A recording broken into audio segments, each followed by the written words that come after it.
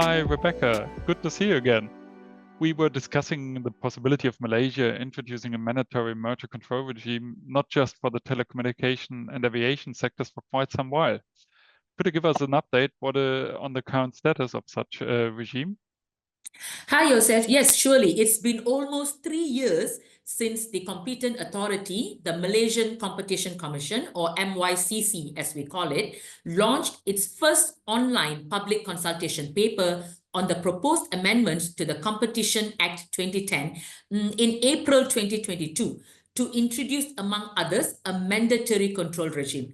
While the bill reflecting the proposed amendments has yet to be published, MYCC had earlier indicated that the bill will likely be tabled in the parliament this year, although it was widely anticipated that the long-awaited amendments will be tabled for first reading in the first sitting of the Malaysian parliament that took place from 3rd February until 6 March 2025.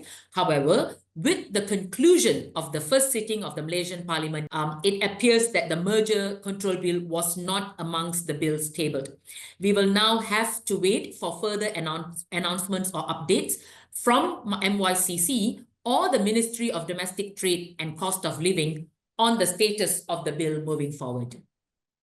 Can you nevertheless shed some more light on the new regime? What will have our clients to expect?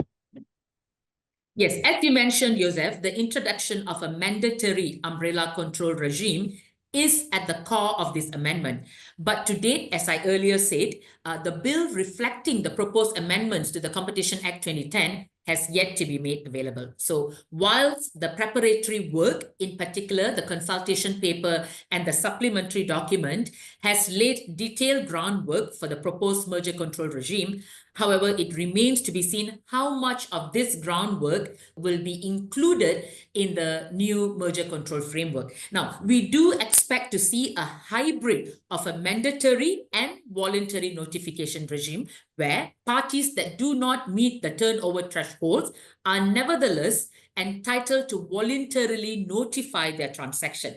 And the authority, the MYCC, possesses below threshold call-in powers as well, Joseph. That's quite interesting. Is there anything in the public about the substance of the new regime, like triggering events, turnover thresholds, or the substantive test? Now, this is certainly amongst one of the most anticipated information from the bill. Whilst the types of concentration court are similar to the ones of the current sectoral regime, the notification threshold is still unknown. But the CEO of MYCC indicated in January 2024 that it could amount to the hundreds of millions.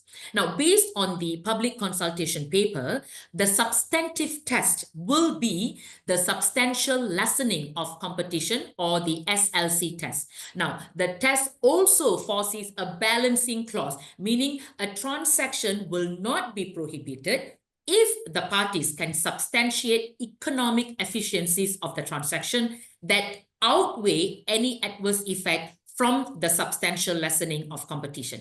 Now, MYCC will also have, like I said, the call-in powers if it has reasons to suspect that a concentration has or may be expected to result in such SLC.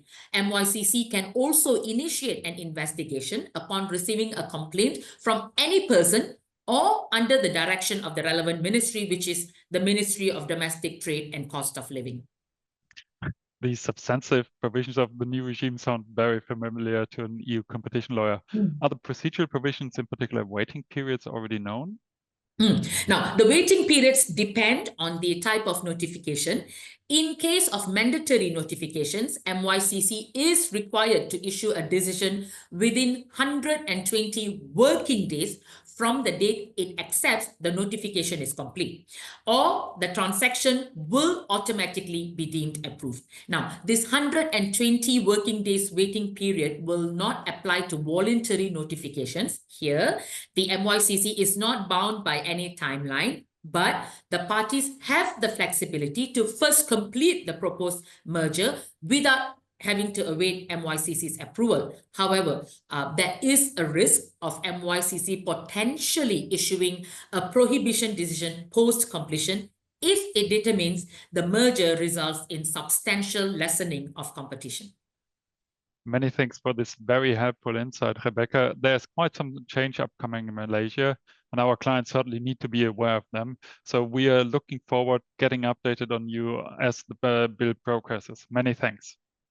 Well, my pleasure, Joseph. We will certainly keep you posted on any updates from here. And we are also happy to share our initial experiences once the regime is implemented at last.